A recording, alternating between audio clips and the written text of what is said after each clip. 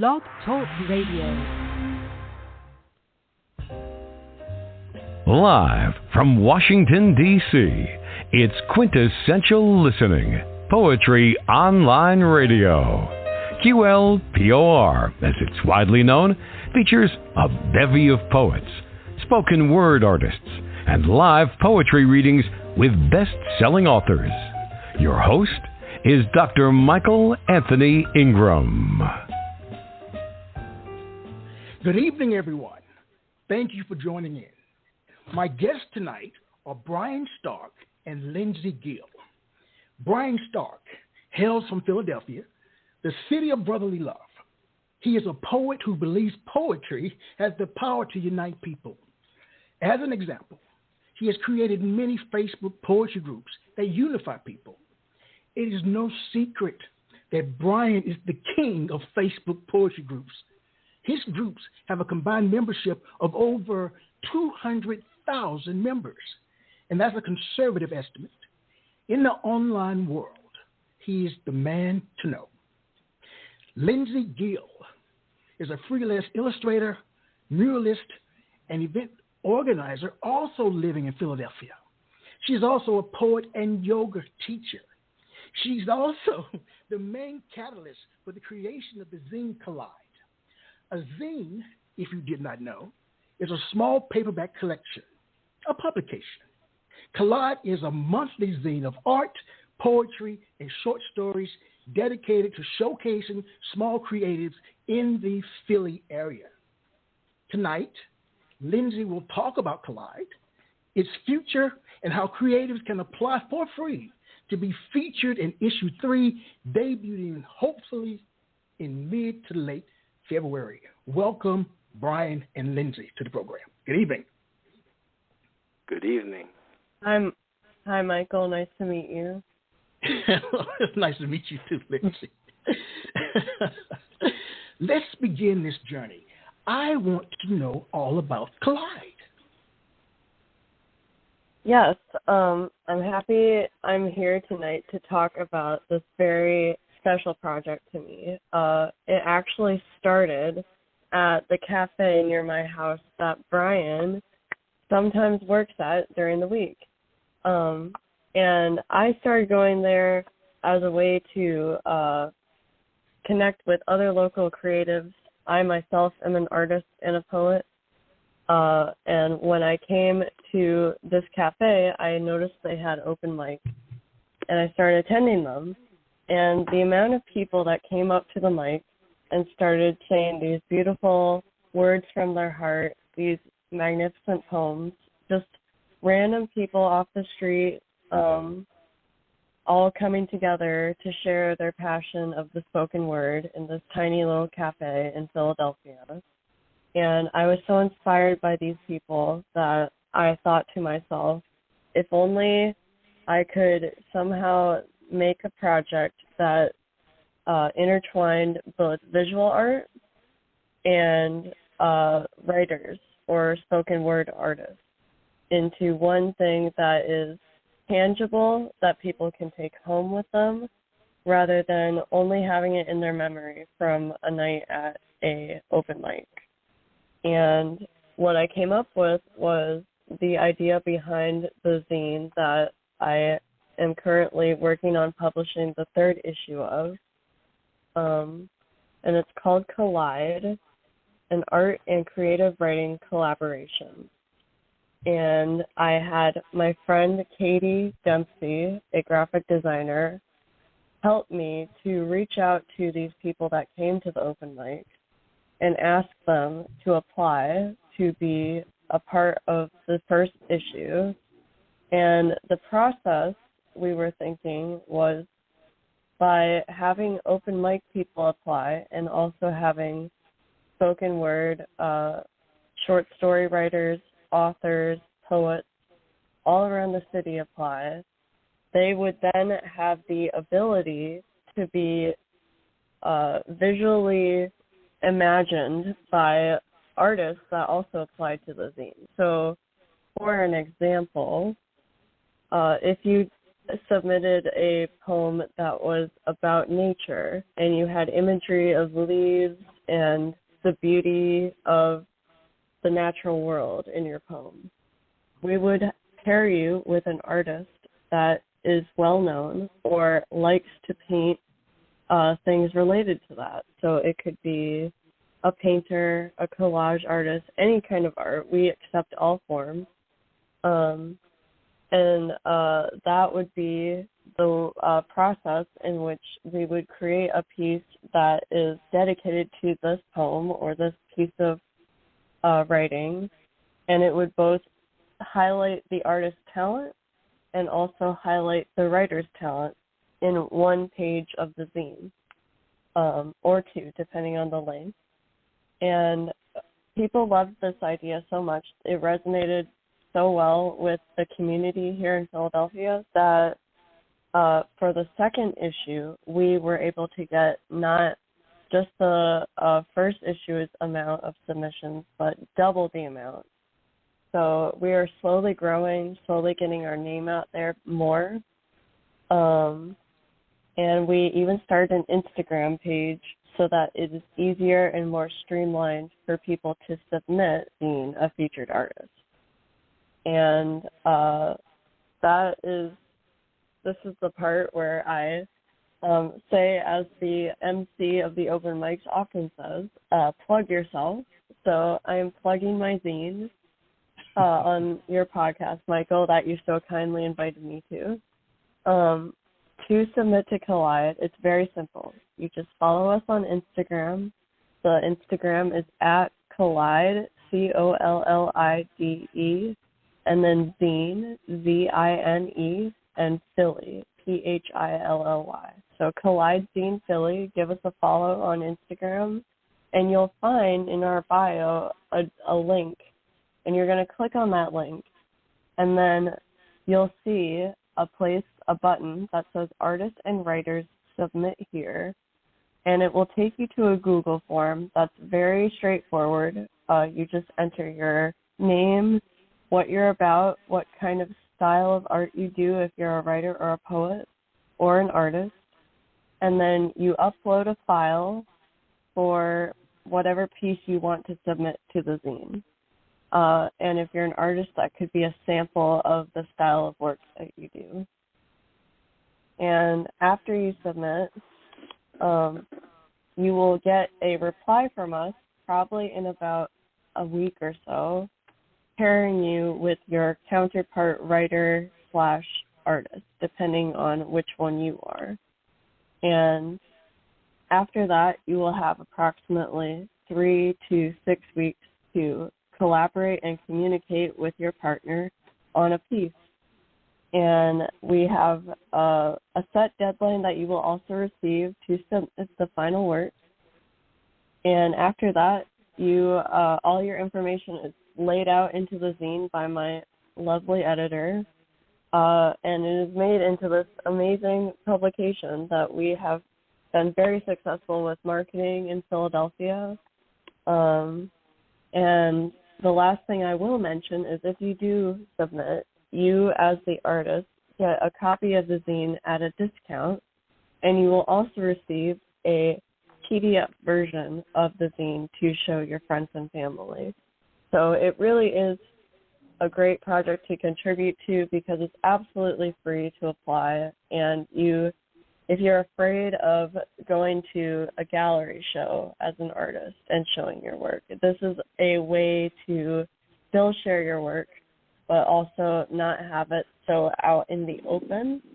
And it's also a great way to collaborate with a writer, which I think is the unique aspect of it. You're not just submitting art, you're submitting a piece that you are sharing in a way with another creative that has just as many interests and passions as you in something that is unforgettable because it's printed on paper and it will last forever as long as you keep it safe on your bookshelf. So. All right. Thank you. Brian, what are your thoughts about Collide? Well, before hearing all that, I didn't know much about it, just that it was a project that Lindsey works on. And hearing all that, I think it's such a beautiful thing that brings poets and artists and the whole community together. And it's great that that extra effort in building bridges is in place. It's not just a normal, just printing a poem, but there's a lot more depth found there. Yes. You know, Lindsey, I'm old. Old school. Oh, I'm really old, actually. And I know the word magazine. Where did this term zine come from? Why is it called a zine? That's a good question, Michael. Zine, I actually had not heard that term myself until I came to Philadelphia for college. Okay. And I went to an art college, and zines were a huge thing. And I asked people, you know, what the heck is a zine? Is it like a magazine? And the answer is yes. It's kind of like a shortened version of the word magazine, because it's not quite the same level as a magazine. You know, you don't have a large format. It's usually very small. So like our issues of Collide are 8.5 inches by 5.5 inches. So it's not a full page. And they can be held very easily and distributed very easily, because they also tend to be much shorter than a regular magazine. So you can think of it as like a comic book. So it's very like thin, paperback, and very easily distributed. That's how I would describe a zine. You know, I found this statement online, and it talks about the difference between a magazine and a zine. And I want to share it. It says, magazines may focus on selling advertising space, making a profit, while zines are mainly created for spreading bold, strong, revolutionary ideas. What do you think about that? Does that sound true? Does that ring true to you? I really like that definition, because although we are required, or not required, I should say, but we are selling this as a way to roll over costs for printing, because even though we would love to give it away for free, it is not free to print, unfortunately. So yes. We do sell it at a certain price, but I like that definition includes that it is more so for a revolutionary idea versus marketing and advertisements, which, as we all know, magazines go way overboard sometimes with. And it's almost like you flip open a page and it's not even the actual magazine content anymore. So I like, and we do actually have ad space in the back of our zine, but those are almost like donations to the zine by local businesses that support the idea behind it. And want to contribute something to the cause. So it's really the first thing you open up to in this is going to be a poem or a piece of art. Oh, wow. So it's really dedicated to embodying the whole community of creatives that is just so widespread in the Philadelphia area. Wow. Lindsey, why do you love poetry? To me, poetry is just another form of illustration, which is my main way of expressing myself. I'm a visual artist, but I feel like poetry has a facet of it that can be put on the same level as a piece of visual art. You know, it's not just words. It's feeling, it's emotion, it's alliteration, it's combining words in a way that, you know, we don't normally speak in. And when we do that, sometimes you just get a statement or a phrase within the poem that really lights something up in somebody's heart, or it really comes across as like not a word anymore, but like something they have experienced in their own life. And I think that's so nice. Beautiful. It is. Yeah. You know, I made the statement that a zine primarily encourages spreading bold, strong, revolutionary ideas, and I view you both as being bold and strong and revolutionary. Brian, in terms of your work with these Facebook groups, I've watched you. How do you wrap your mind about being revolutionary?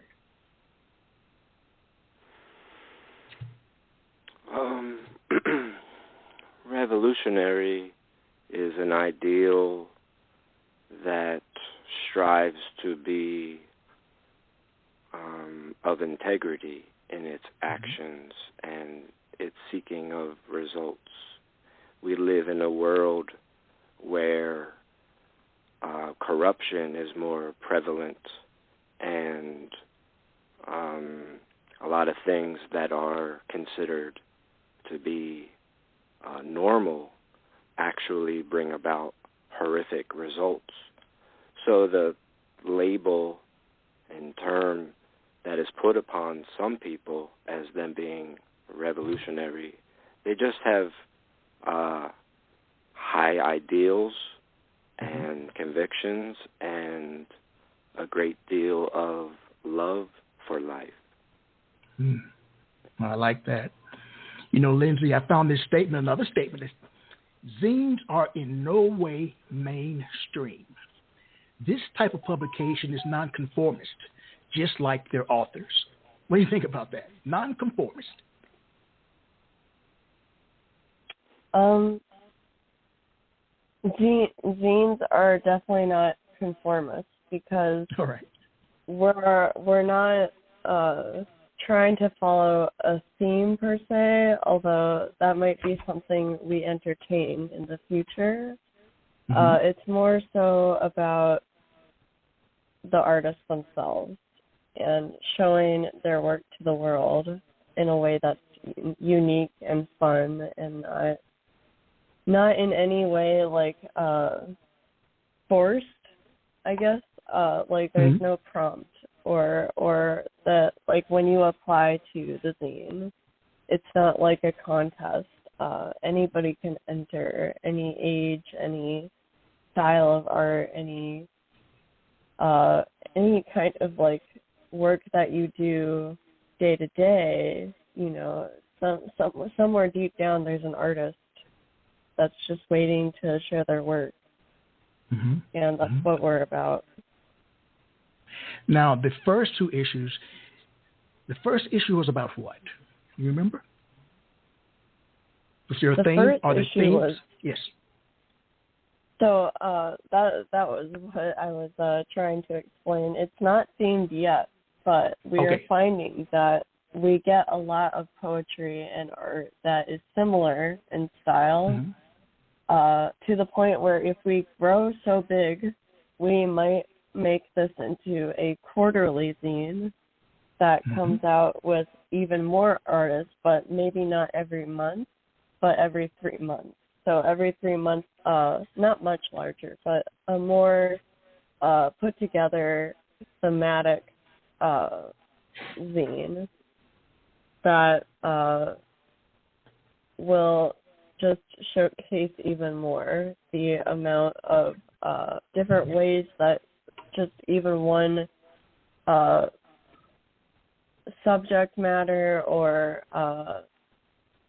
theme can really be illustrated or written about, you know, so. You know, I would be remiss if I didn't ask about the title, Collide. Tell me about the origins of the title. Why Collide? Yes, that's a question I get a lot. It came to me when I was thinking of titles because collide is a word that means, you know, collision of two or three or more different things. meaning they're crashing together, they're morphing into all these different things. And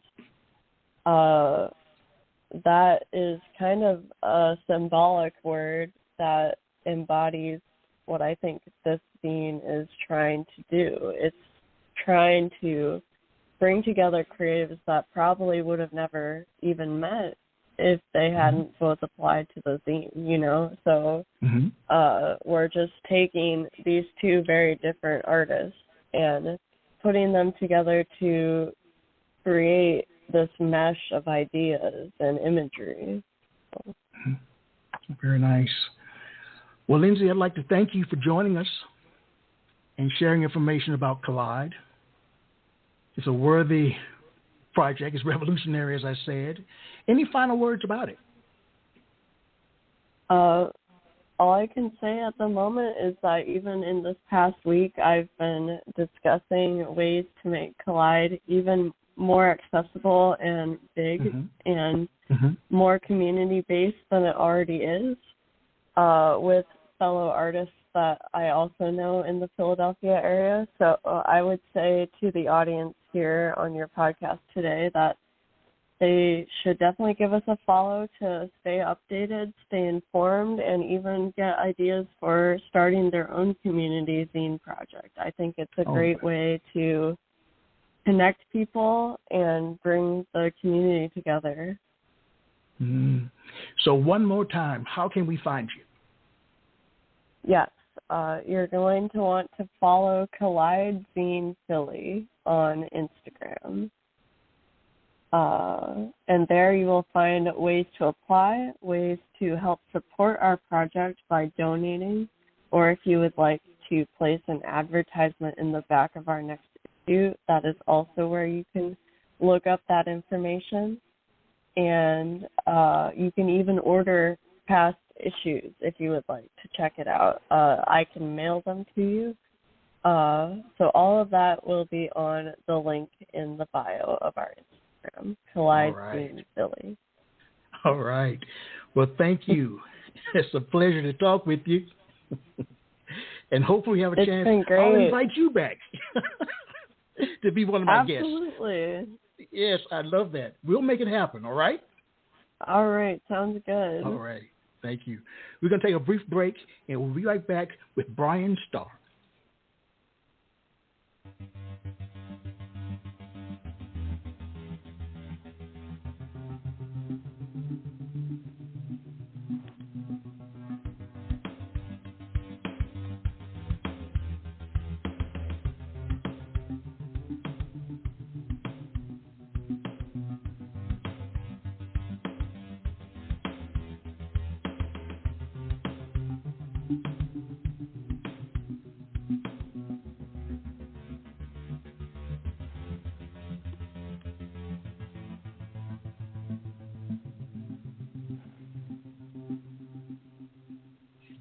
We are back. I am Michael Anthony Ingram. I am here with Brian Stark. Brian? Yes, Michael. Are Thank you ready so to much start this? Well, are you? I'm ready. My heart is pounding. It's ready to go. No, it's all right. All right. Let's begin this poetic journey. Brian, what is poetry?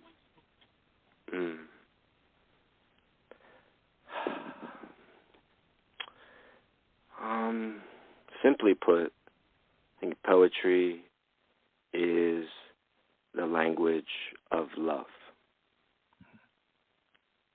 And when you have love, when you want to express love, that is the foundation to express every other emotion that we are capable of feeling. People experience things in their lives and they want to express that for their own, express themselves, but many times people put it out into the world seeking to share that love of expression. So love. The word love means so many different things to different people. How are you able to quantify that in a poem? How does that come across? How does that come out?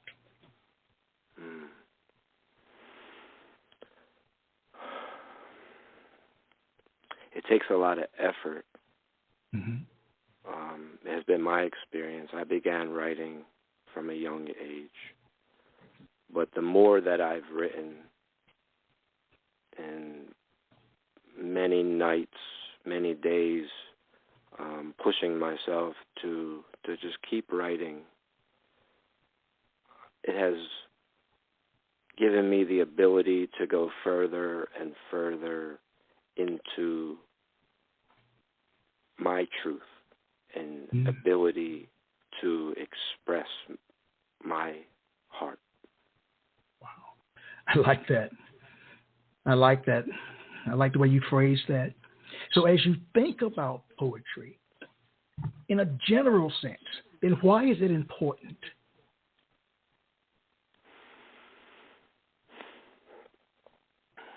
Every poem that I write is so important to me because it expressed what I needed to express in that moment. It's not healthy to keep things inside of us. We need ways to express things,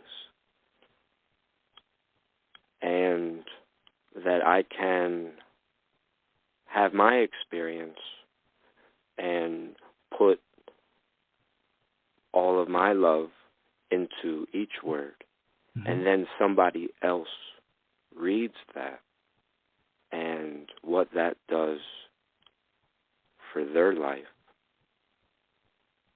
This is why poetry lasts throughout the ages, and the greatest of poems that have ever been created are well known today, even if they were created hundreds or 1,000 years ago. I agree. Please share a poem. Of course.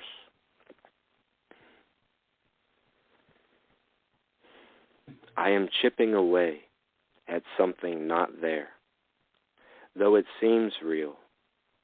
The tears flow regardless, some out of suffering, some when all I see is the love. My light shines upon a darkness, both equal if want inner peace. When the two become one, we'll find peace, said Jesus, I was told. Consequences to actions. There is what stories we tell. There is universal karma. There is a bunch of vibration and frequency.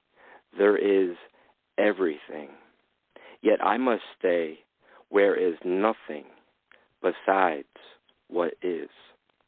When in deep meditation, where do I go? I am here, yet what is this really? Whatever it is, I believe in life is a blessing, worth thinking about solution to problem. I have thought it out. Into the darkness, find all my light. It was found back where started. I, in a way, took it for a walk, fast asleep. It is time, wake up. I hold on to suffering, finding it hard, let go. I am chipping away at nothing. I am becoming everything. All forms of slavery, most ignorant to anyway. The solution is simple. Loving myself is the hard way. Oh, into the darkness, into the unknown. Finished. Wow. I need a moment with that one. Thank you. It's a great way to start. Now, how does a poem begin for you, my friend? With an idea, a form, or an image?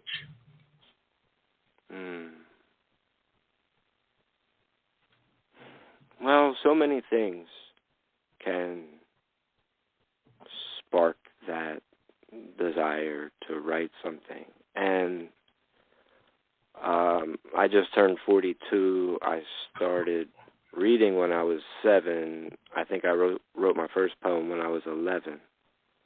And I have tried many different techniques, and for many years I would I would have an idea or a first line or just something that I wanted to write about, and I would just let that marinate within my mind and my heart before I would I would work out the whole poem or how I wanted to finish it, and then I might start there where I intended on ending it, and then I would write the poem, and then perhaps I would get back to where I started from.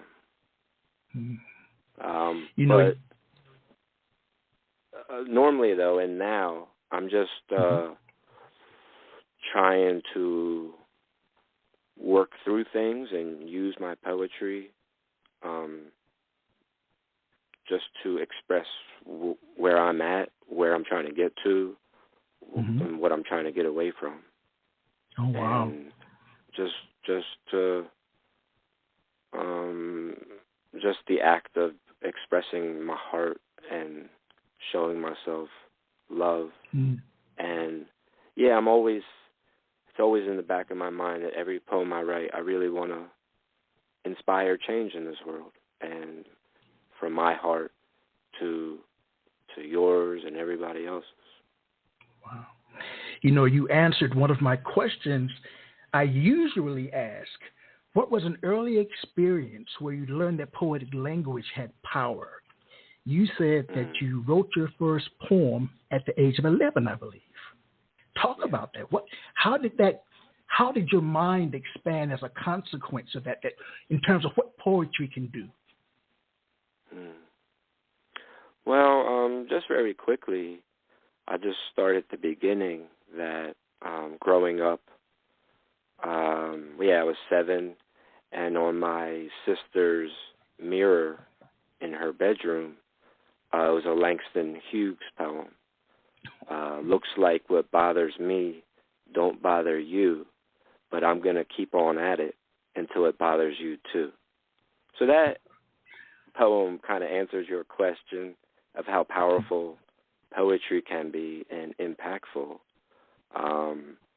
Reading those lines had such a great impact on me. And then not too much longer after that, I was reading the Bible, Psalms, the words of Jesus. And these things just came across very poetic to me. And then going over to my grandparents' house, they had these pocket-size Shakespeare, all the plays that he wrote. And I would read that like the age of 8, and I didn't know what he was saying, but I knew how to read, and I just felt something from the word, maybe the gist of it. It imparted in me just the flow that it was written in, even if I didn't necessarily understand all the words. So yeah, when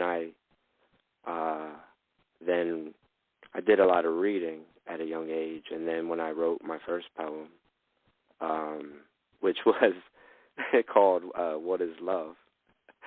Really? And, okay.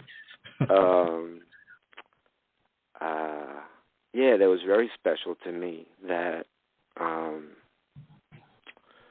all the effort I put in before that, all the reading I did, all the thinking I did, and that I wanted to put something out into the world that would make the world a better situation for the inhabitants of this world. You know, the word love, and we talked about it, it sounds like you write a lot about love. Correct me if I'm wrong. In various forms. Yeah, I would say I often start there and end there. I do get sidetracked in the middle somewhere where I will focus a line or two on suffering in the world. All right, because that was my next question. In addition to love, what are some of the other themes that you write about?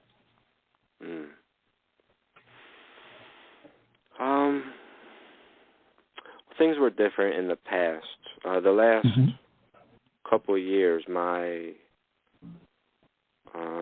things I'm focusing on, I'm trying to love myself for the first time in my life. I'm doing things that are centered and focused on my well-being, where the majority of my life was using my love, sending it out into the world. So in the past, I would write a lot about our corrupt leaders and child slavery and all forms of slavery and poverty and homelessness and mass incarceration and unequal education and lack of medical attention. I don't ever want to give up on things that need love poured into them, but this is a chapter in my life where I really need to just look within and find greater love for myself, and in return, by doing that, I'll be able to put even more love out into the world and write even more amazing poetry. So based on what you know about the world and what you've experienced, is a poem letting your guard down or building a wall?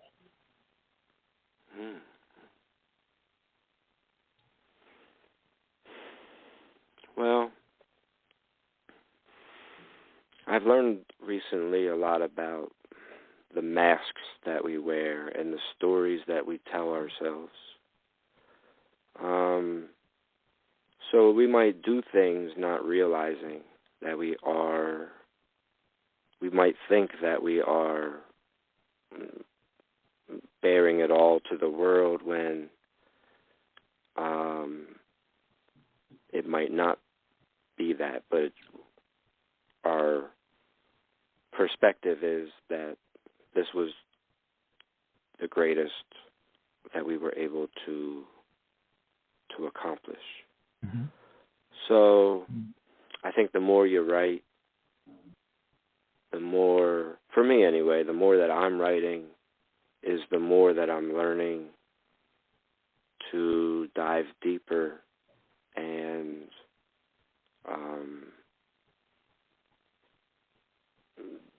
just that I'm expressing my heart and I'm not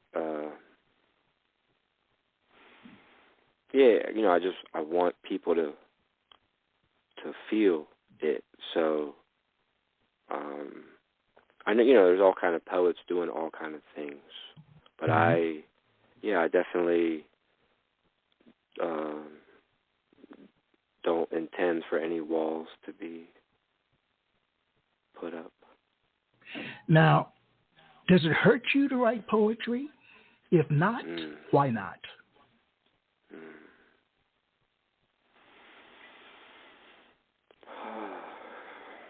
Yeah, in the past when I've had focused... You didn't know what you were getting yourself into. I'm sorry. I said you didn't know what you were getting yourself into when you came on. I love it. I love it. We should do this every day. It's great. All right, I'm sorry. I interrupted.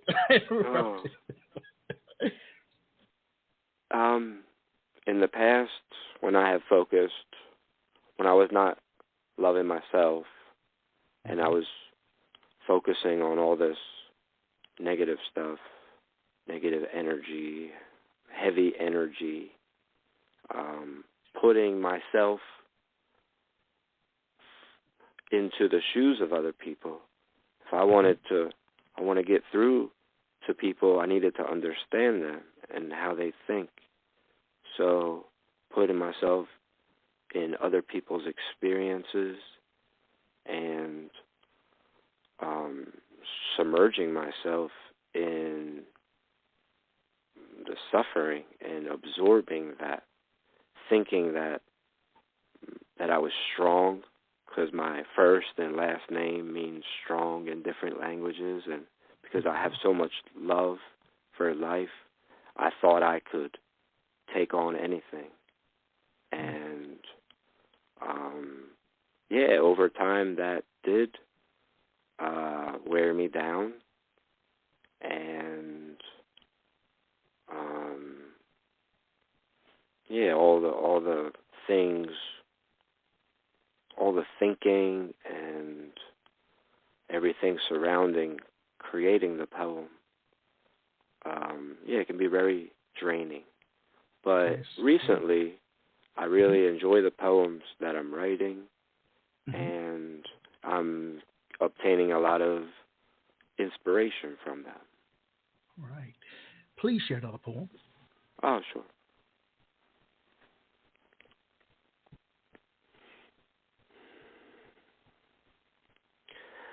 I walked upon the snow-covered trail in search of forgiveness and myself.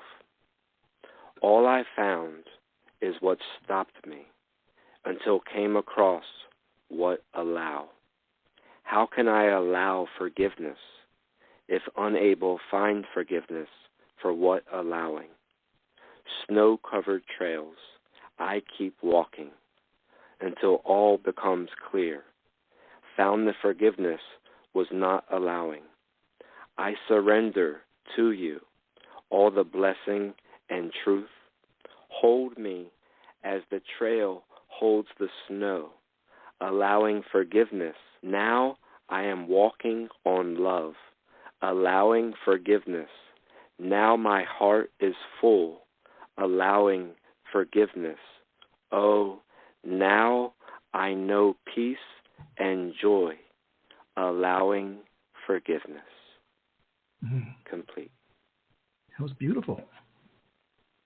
Thank you. Brian, what do you think makes poets different from others?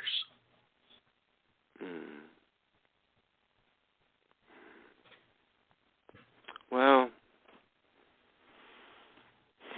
from my experience, because there's all kind of, everyone, I can't speak about everybody, I'll just speak about myself, that yes, I come into this world and I'm told that this is the way it is about things, and this is who I am, and this is what I'm supposed to do.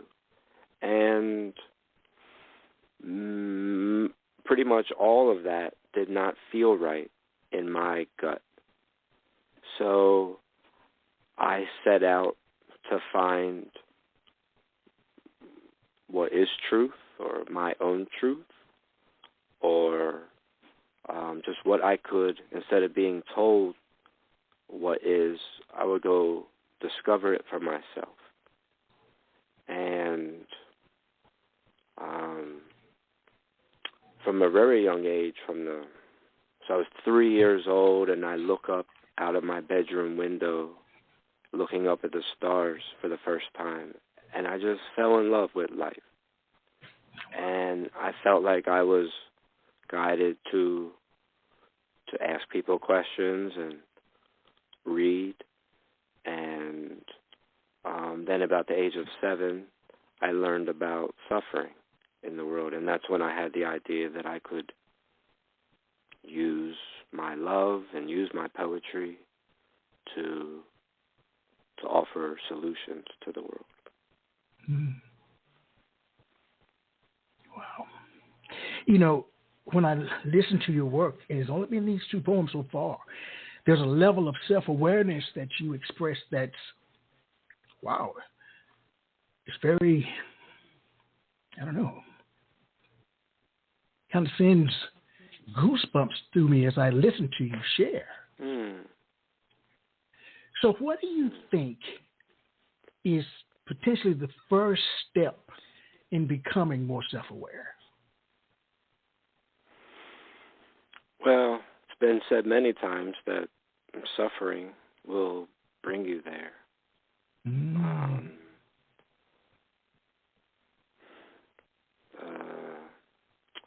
Yeah, I've always been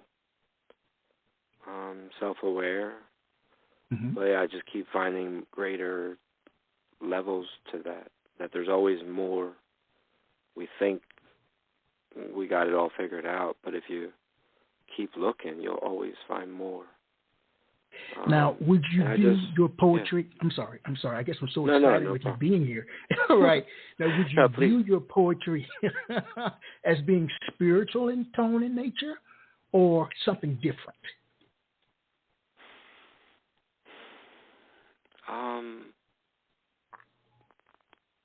Well, I try and challenge myself and write in different ways on different topics, in different styles. But, yeah, for sure, anything I write, it's coming from my spirit, my heart. Right.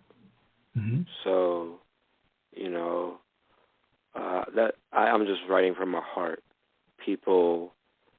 Many different people might perceive my poetry differently. I don't necessarily aspire to be labeled in any way. I just write from my heart, and yeah. Please share another piece.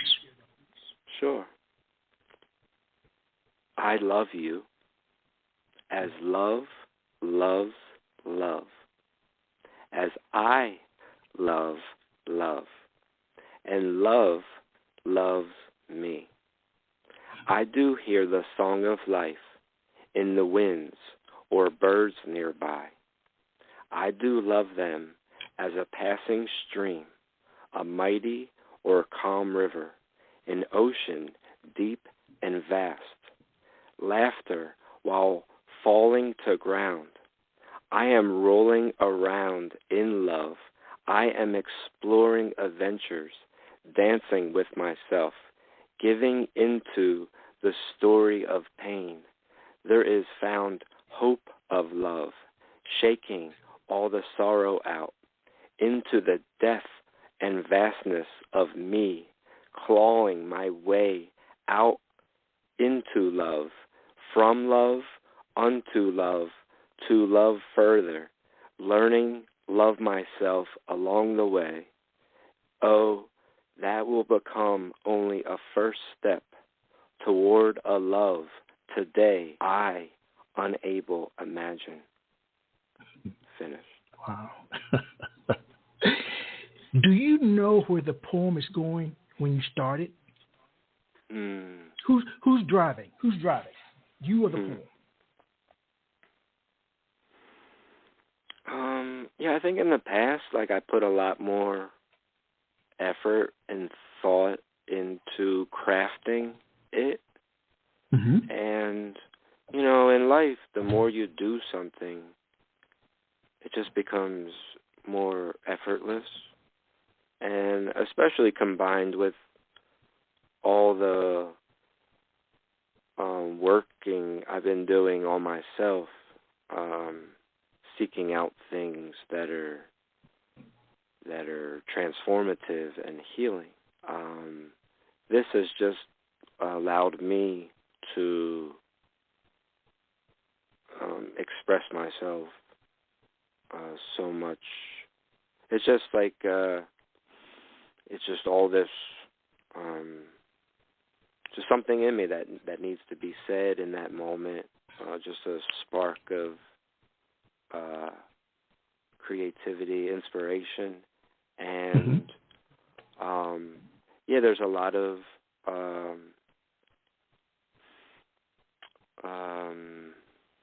things, different techniques that you will find if you read my poem.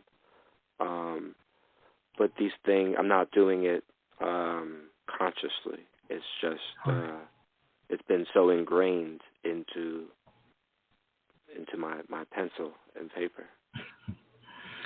Please share with me the titles of 5 of your poems. Well, randomly. I have never titled a poem. Okay. Sorry. All right. I date each one. So I have every Okay. poem that I've ever written, from that first one, What is Love? And I just write the date at the top of the page. And I guess maybe in the past I tried to do that, but it just doesn't feel right to me to do Well, that. let's explore that. What doesn't feel right? You're the first person that I've Oh, talked nice. to.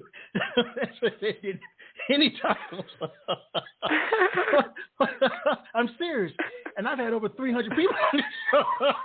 Yeah, I'm number 311. I knew you'd be special. Knew you'd be special. Tell me, what about not titling your poems? I guess I'm just always been against labels. And, wow. Boxes, and there's just so much division in the world, and and just the poem I'm writing, it's the title is this is my heart, and life is a blessing, and there's a lot of suffering in this world, and we could do something about it, but we're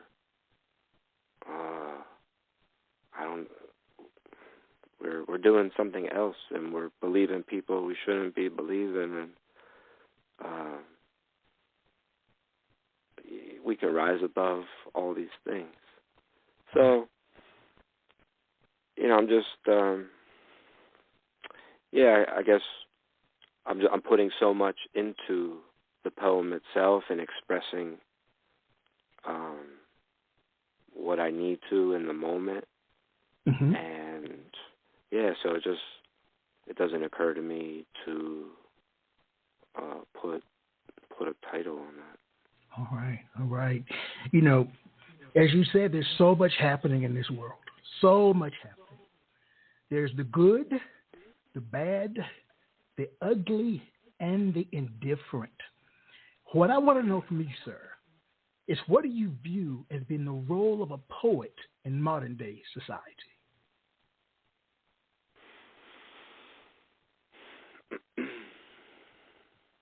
Well, I can only speak from my own experience, because there are many different poets, and I have a lot of respect for all of them.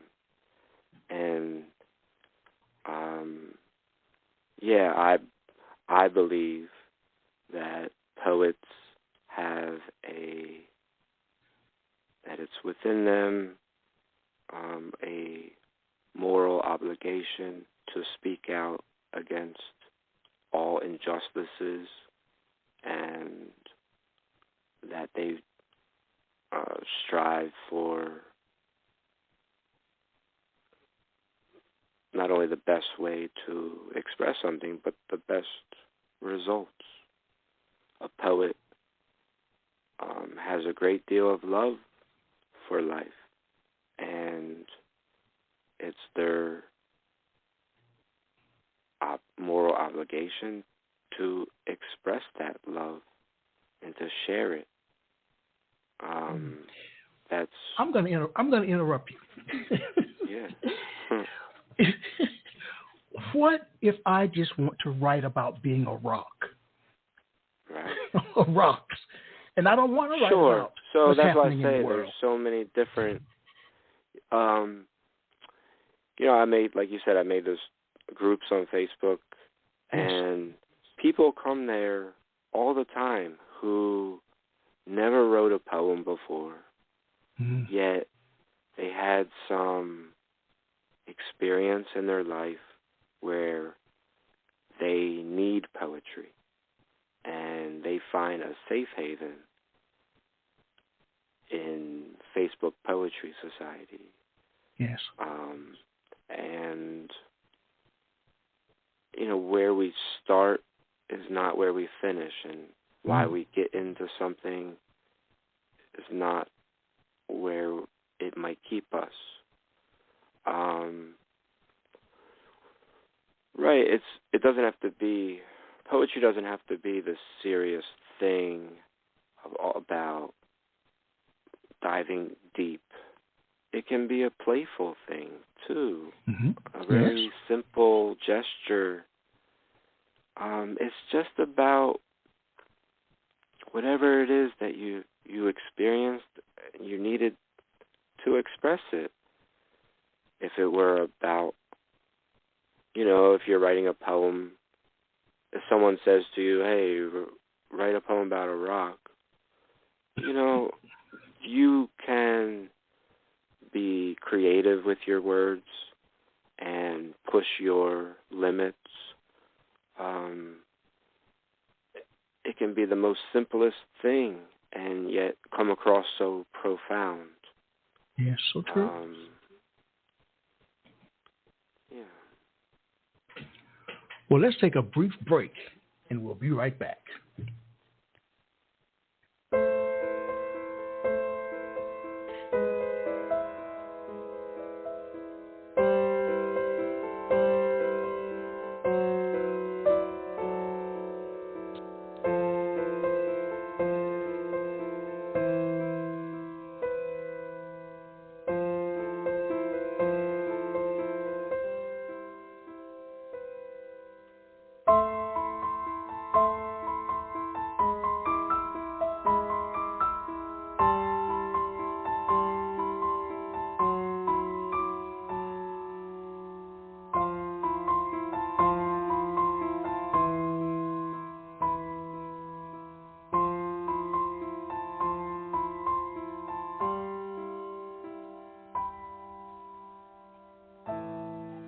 We are back. I am Michael Anthony Ingram. I am here with the one and only Brian Stark. Brian, earlier in the program, you mentioned Langston Hughes. Yes. All great writers have great writing influences. Who are some other influences that you view as being great to you in your work? Well, like I said, I started off with Langston Hughes and William Shakespeare. Okay. So that was just a great, giving me a great foundation to poetry. My favorite poet that I've been reading for many years is Emily Dickinson. All right. And it's such a simple form, yet there's so many complexities found within her poems. So I would say she was one of the greater influences on me. Right. Also, Dylan Thomas, and so many others. I actually collected about 500 poetry books over the years. Oh, really? Which I have. The other day, I actually donated all of my belongings to a veteran organization. It was very hard to let go of something that I love so much and has made me the poet that I am. Mm-hmm. But I'm seeking to let go of my past in many ways and move on to new chapters, and I'm not able to bring these things with me. Okay. Right. Please share another piece. Sure. Kindness is the flow of life, and that is a flow as there this life and air we breathe.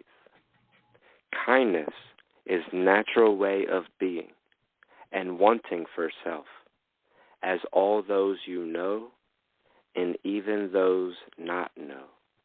Kindness can be difficult obtain and lack of compassion found, as assuming worst fear and indifferent the consequences.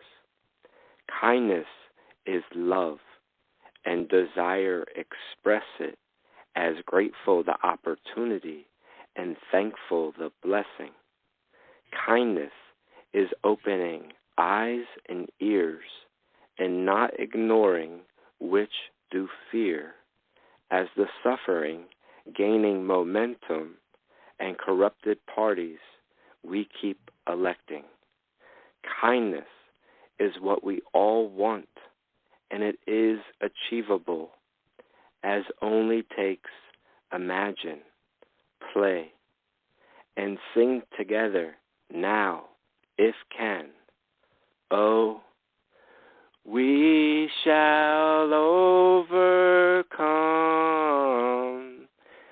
Still need be sung. Freedom, utmost dignity for all, has yet to come. Complete. Wow. Now, do you view yourself as being a spoken word artist? I have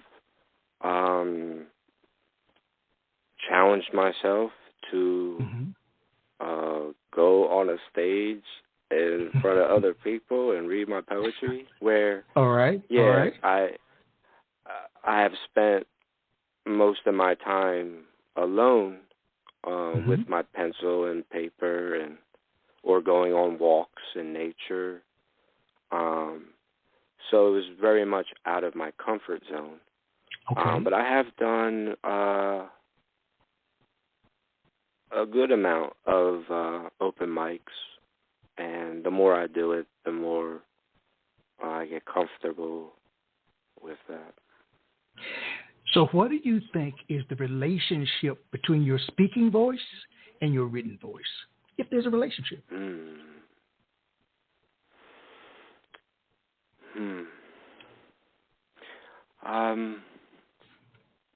So sometimes I'll, in responding to somebody on Facebook, get a lot of messages or different interactions with people. My response comes across like a poem, or I might just say something and somebody tells me what a great poem that was. But I was just speaking from my heart. Okay. So I will take those comments and I'll post them in the group like they're poems, and people love them. The difference is that when I'm writing, they are more crafted. Even though I'm trying to write, I aspire to write from that same consciousness that I did with a response to somebody. I'm always learning how to tear down those walls, and ultimately I want whatever I'm writing to be from my heart and my utmost truth. I've got to ask this question. As I shared in my intro in terms of who you are and what you've been able to do, to manage groups like you manage with so many people, what was it like when the numbers just kept going up and up and up and up in terms of people joining? How did you feel? Yeah, it was pretty amazing. I'm sure. The group started with just me. Because my poetry can focus on some issues, I was kicked out of some groups on Facebook, and so I wanted to create a safe place where I or anyone else could post about whatever they want. And I began going around to different groups, and poets that I enjoyed reading, I would ask them if they would share in the group. I just kept doing that for a number of years, and that people would invite their poet friends, and the numbers were always growing steadily. But then one day, maybe after 8 or 9 years, I always had a welcome message, the pinned post of the group welcoming the new members and what the group is about. And I decided to add, to tag all my other groups that I've made. I've made like hundreds, and most of them are small groups. But yeah, overnight, the numbers went up thousands. And I've really done my best to, no, it's not possible for it to stay what it was when it was a smaller group, but I've really made efforts for it to have the same spirit to it, the same feel. I've always said from the beginning that I'm not in charge, poetry is in charge. Wow. And the only rule in the group is that we respect others. That I look at it like it's a poetry university where people can come and learn and grow, but it's also a poetry home where we each have our own room with our own walls, and we're each free to put what we want on those walls. And, no one has the right to come into your room and tell you you can't do something or anything negative. It's really a lot of supportive poets. It's also a place like, we, as a poet, a lot of time is spent on your craft. So it's just a nice place where poets can hang out and, talk about whatever. I should share with you that you're my role model in terms of what I view a poetry group should look like. And I want to follow in your footsteps in terms of building the page that I have to be something that is similar in terms of being a place that people call home.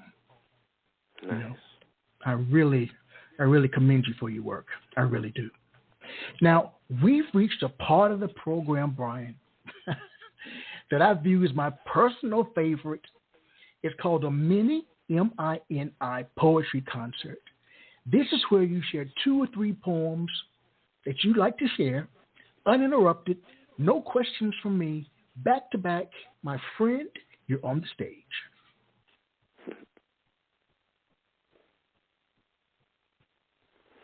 How many times has my life been saved?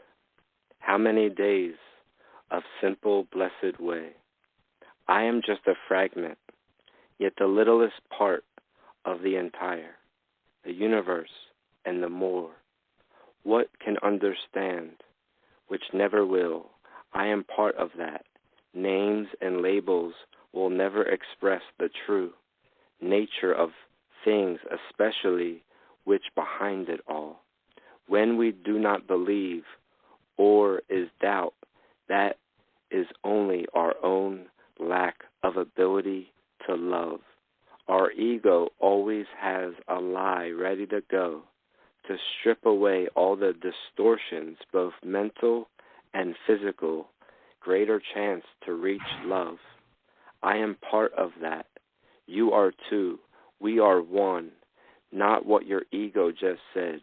There is life and there is more. I stay there when at best, at my worst, I write poem about ending all form of slavery and beseech humanity care more and wait on heaven less. This is not love. This is a like rubbing dog nose in mess. I have been insane all these years writing of utmost dignity and ending all these forms of slavery. Where has that got me? Was it love? Did it do anything? You must understand how many times I have been saved and who I consider my best friend. With an ongoing one-sided conversation for 37 years, I started with love, yet then I thought use it to end suffering. It was all ego and the lies it tells. This is not how it works. Oh, just be love. It is neither bullet nor the gun.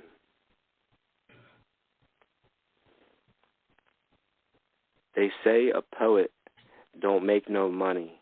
Well, I don't know, honey. They say a lot of things.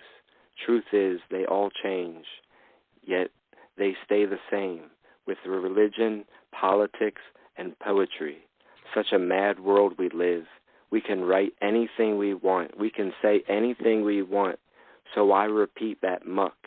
Say something bold and new, as being a poet is a respected job. Someone asked me what I do. I said, am poet. They said that is brave to put myself out there as such, for not many do apparently. What are you? What are we? Before I made this group, I heard all the time that poetry is dead, yet looks like poetry is doing very well. I see poetry used everywhere. I see a great many people need poetry, yet now all I hear is get a job. A poet must work because poetry does not pay the bills. It helps not have any. It helps have other people around to survive. If go it alone or small family, a poet must have a job. Yet why would a poet go it alone? Can we not create new to change the way it is? Such attitude about poetry value. Yes, it is priceless. What is the value of a poet? Alive or dead? What are the values in your head? Those who use poetry make millions, yet a poet must stay in their lane. Whatever you say is true when go it alone. Coming together is a new song. What is the tune? How does it sound? Turning poets' frowns upside down. Next we'll say a poet must be sad. Who is putting out all this garbage? Are they even poets? Telling us our craft is dead, yet we must be poor and take our lines, yet not buy our books, yet want us give all we have, yet they don't have time of day. Poets unite somewhat, change things up somewhat, write your own rules. Don't be the king's jester, you fool. Are you here to entertain the masses? Is that your destiny? And all for free, all for love of poetry, just like a medicine and a doctor, or law and a lawyer. Noble arts of the world people do out of love. Religion is what you do with your life. What do you believe every day? What path do you walk? Your connection to the universe. There are so many label and book we place upon our hearts. None has more credibility than another. We are all off somewhere. We are all humans. Faith does not count when it says you get everything want, because that isn't having faith. You just want everything, so sign up with who you like and where you want to go. Most of your religion isn't concerned with suffering of others. Some religions supported slavery in past, and today we live in a world with child slaves, yet most expect heaven. Did your prophets never say a thing about anything regarding taking some responsibility for this world? Always another religion to blame. Stand behind what you believe, as I will do the same. Never feel like you are wrong. They say faith is doing what told. I say it is listen to your heart. Join the mob or sit by a tree. Want heaven now or all utmost dignity, and elect who told. At least they, your religion too. Blame the other political party. Be indifferent. Look away from homeless and those child slaves. Do what told. Have faith. Keep your mouth shut and head down. So your religion, it came from where? Though the hearts of a king and other powerful men, angel inspired, did not speak with a woman. There was one. And the angel said, call him Emmanuel. So they called him Jesus, and he died for our sins. And we look away from those child slaves and homeless and hungry. So much suffering. Expect the corrupted leaders fix, busy with your religion, waiting on heaven, having faith. What about those child slaves? Not your religion. So all the suffering became mine, as I put it all upon a rock made of love. I blew it up, come the mud. Which am I? Judge me, throw your stone. They sink to form a stronger foundation. I spent my life listening and questioning. What have you been doing? I have nothing but compassion, yet I will call it like I see it. What of those child slaves? Whom do you blame? Poverty. Who is at fault? No resolution. You just go along as a given religion. I found mine. Look up and deep inside, and all of the holy books and philosophers and poets, my religion will never stop growing. Do you see what brings it all together? Oh, love of life, desire, and suffering. So, Brian, incredible work. Thank you. How do we assist the voiceless find their voice? How do poets assist the voiceless find their voice?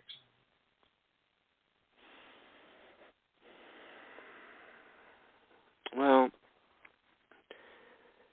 if I were to write something and I put my heart into it, and then somebody could read it, and they might relate to what I said and how they perceived it.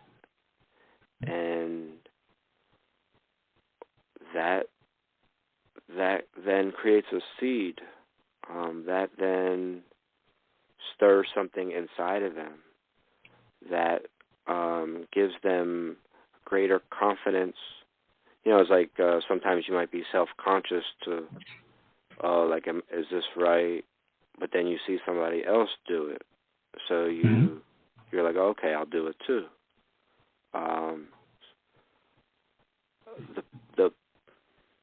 All the poems that I read at a young age, it were many of those things were things that I felt like were in my heart already that I didn't know how to say. And by reading it, it taught me how to express my heart. Wow. Do you think you were meant to be a poet, my friend?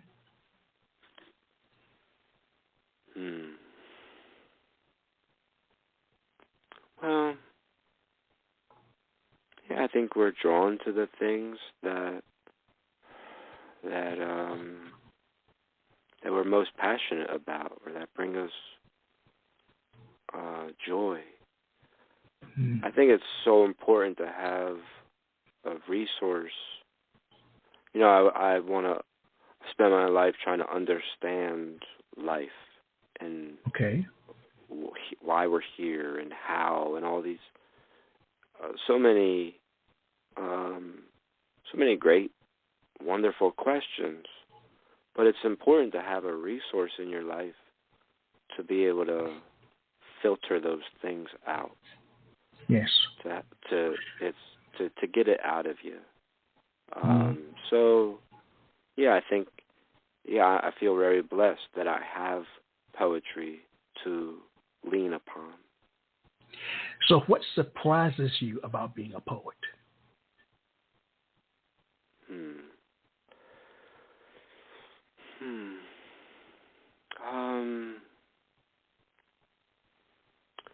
Well, I admire the constant growth and evolution that happens, and that I will always keep growing. Sometimes, I look back at my poetry and I'm surprised that I wrote something. I don't have any of my poems memorized. So sometimes I don't even remember that I wrote that. But just that I can keep growing and diving deeper, and there's always more room for that exploration and expression.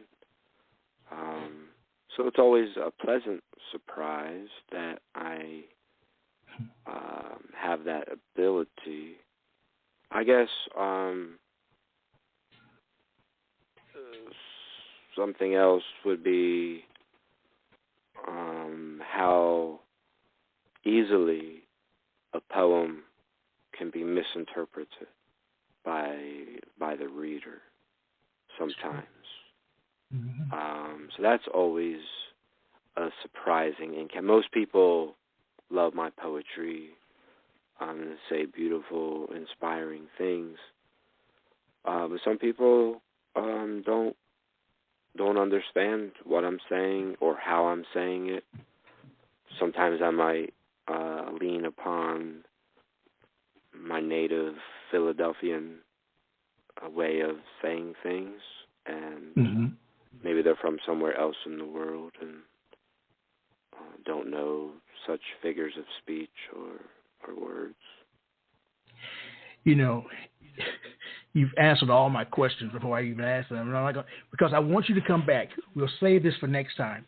But the question is, tell me about a poem you were proud of writing but afraid to share for fear of misinterpretation. So you don't have to tell me tonight.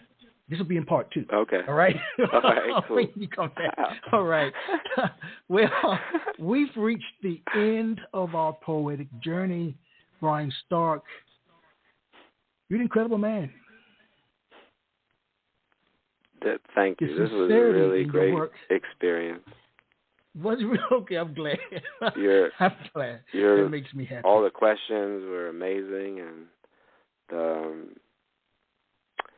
I can really tell you really love doing this. 5 years, over 5 years you've been doing it. Yes.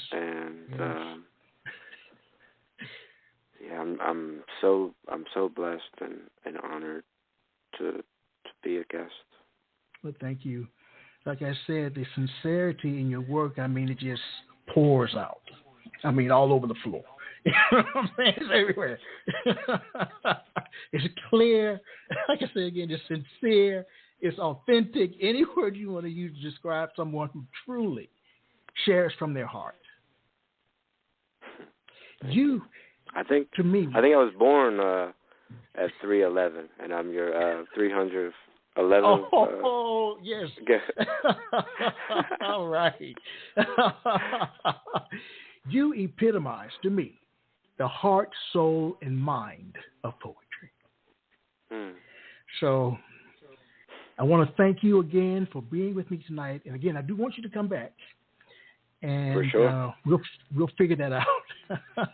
And you can bring friends with you next time. Well, you did. You brought Lindsey. That's right, good people. Don't forget Lindsey Gill and Collide Philly. So a zine that's worthwhile, that's revolutionary, that's nonconformist. It's one that you need. Brian, how can people stay in touch with you, my friend? Well, I am on Instagram, Poet B. Stark, and on Facebook, my page on there is Poet Brian Stark and Friends, and then there's the group Facebook Poetry Society. However, in about a month, I am